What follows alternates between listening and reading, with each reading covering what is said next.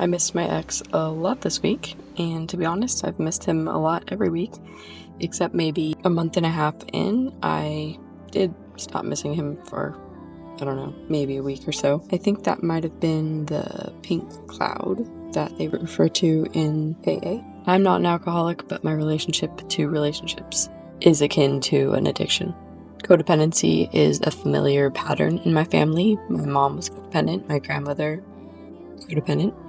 Both dated alcoholics, so this is some generational shit that I'm wading through. Just like any addict, I carry a lot of shame. With missing my ex comes the shame of how could you miss somebody who mistreated you? What's wrong with you that makes you keep wanting him? I forget that it's natural to miss somebody that was in your life for 6 years. It makes sense. And that's the funny thing about shame, is that it loves to hide in the dark and it loves to make you feel embarrassed for being a basic human being. But when you talk about shameful shit, it loses its power, so here we go. This is me talking about it.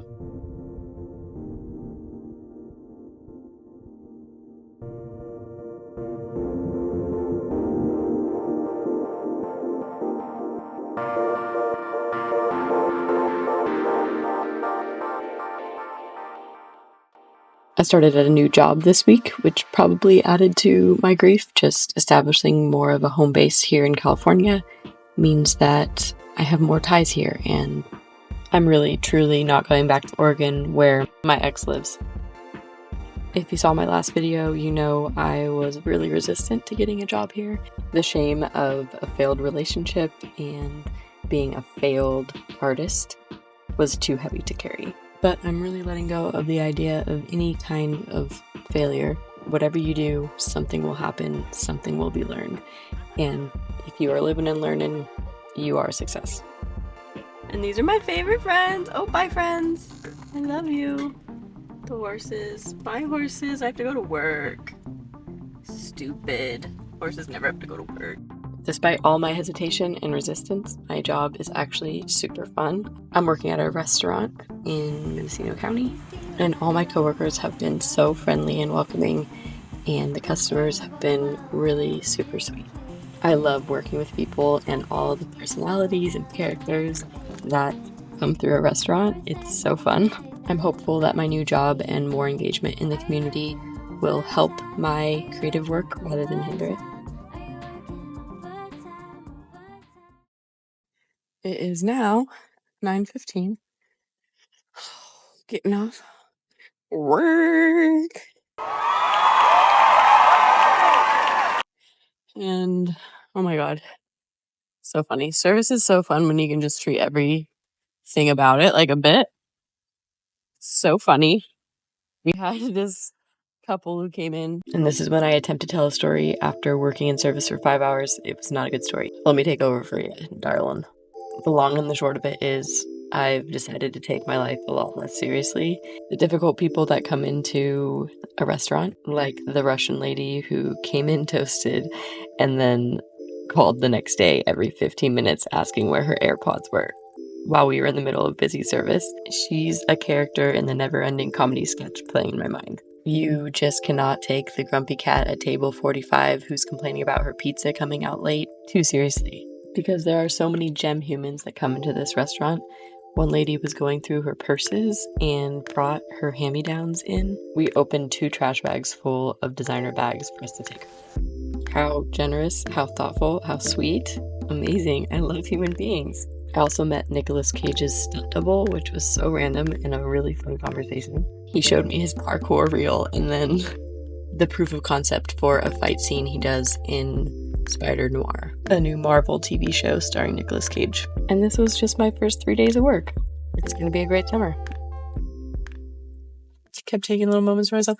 The moon was out tonight, and between the 2 restaurants, there's walkway. You walk between the 2 restaurants all the time. And there's roses.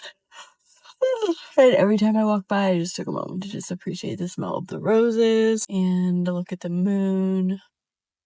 And the moon was almost full tonight, and I danced to the music because the wedding was really fun. All the people. I will say I didn't really pace myself too well. Like, I had a lot of energy out the gate, and now it's 9:15 and I'm really tired. And I didn't feed us. That's the problem. Like, I got there at 4, so I ate at 3, maybe a little earlier than 3. I ate as late as I could. They don't feed us. We get 15% off. 15? That made me mad. It's cool though. It's all good. Now I gotta go find something to eat, I guess. The fuck? So rude. Anyway, love you, bye. Hi, pretties. Hi. I'm back.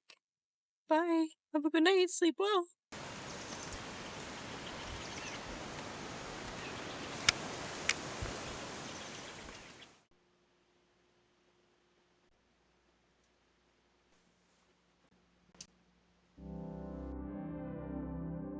After working through the weekend, I totally crashed out on my day off and rotted in bed all day. I so badly wanted someone to take care of me this week, to just make me tea and listen to how sleepy I am. Adjusting to life without a partner means that I have to do all those things for myself. I'm learning how to give myself the consistent, reliable support that I would love to have from a partner eventually. I'm not just grieving my ex, I'm grieving the fantasy of the future we would have together. But maybe it wasn't the fantasy that was wrong. Maybe it was the projection of the fantasy onto an unfit partner. I know I'm going to be so well loved by another one day, but for now, I'm my own dream girl. And I have the love of a caring God who is so gentle and non-judgmental of me during this time of massive flux. I'm so lucky. I am so grateful.